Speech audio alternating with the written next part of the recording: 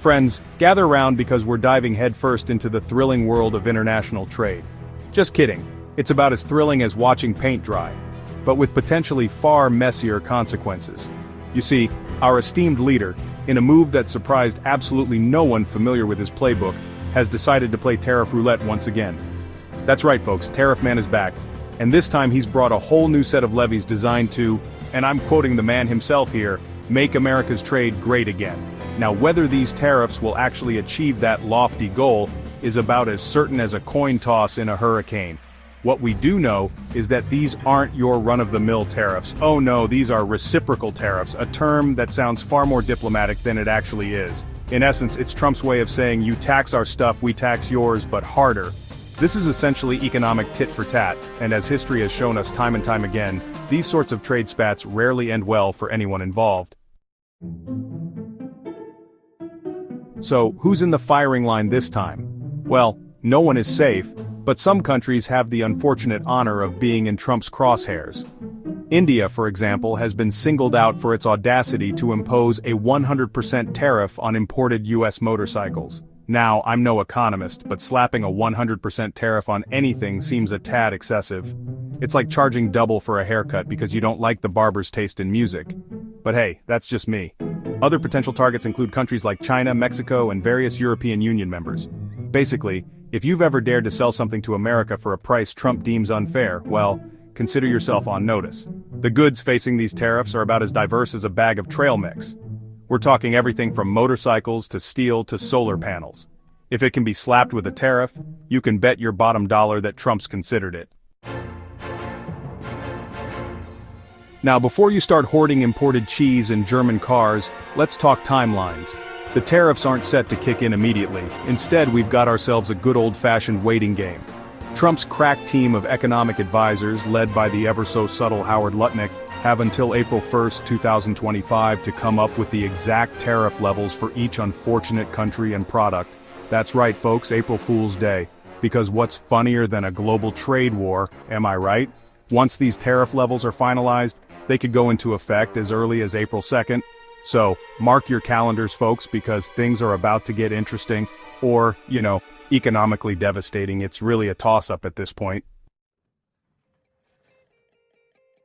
Now you might be wondering, how in the world are they deciding on these tariff levels? Is there some sort of magical formula?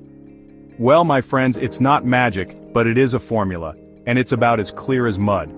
Apparently these tariffs will take into account a whole host of factors including other countries' existing tariffs, their taxes, including those pesky VATs which Trump seems to loathe with the passion of 1,000 suns, subsidies, exchange rates, and other economic policies that I'm sure I don't have time to explain. Basically, it's a big, complicated economic stew, and only time will tell if it's a recipe for disaster or, well, a slightly less disastrous disaster. Making America's trade great again? So, what's the grand plan here? What's the end game in this high-stakes game of economic chicken? Well, according to Trump, it's all about creating a level playing field for American businesses.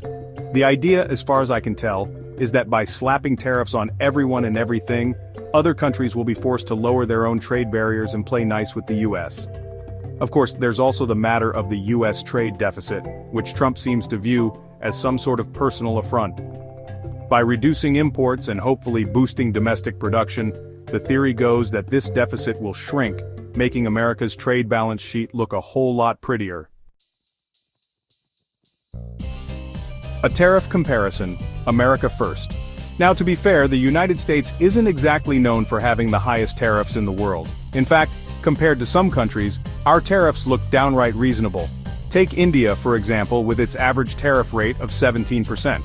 Or Brazil, coming in hot at 11%. Even the European Union, with its supposedly free trade policies, has an average tariff rate of 5%. But here's the thing, context is key. The US has a massive economy. We're like the giant squid of global trade. When we move, people feel it.